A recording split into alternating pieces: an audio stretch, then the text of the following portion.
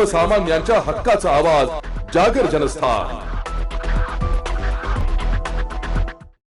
Tanker चालकांनी पुकारलेल्या संपाचा परिणाम अजूनही काही प्रमाणात नाशिकमध्ये दिसून येतोय। सुमारे 40% पेट्रोल पंप अजूनही बंद असल्याची स्थिती आहे। एकाच वेळी सर्वत्र वाहतूक सुरू झाल्यानं पेट्रोल पंप चालकांना इंधन उपलब्ध होऊ शकलं नाहीये।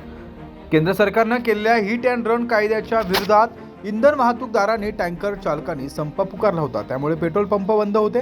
त्यानंतर मंगळवारी सायंकाळी संप मागे घेण्यात आलाय, त्यामुळे काही प्रमाणात पेट्रोल पंप सुरू झाले।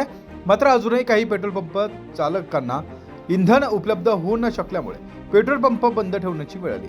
तर आज जिल्ह्यातील 100% पेट्रोल पंप हे सुरू होतील असा विश्वास आता पेट्रोल पंप असोसिएशनच्या माध्यमातून करण्यात येतोय।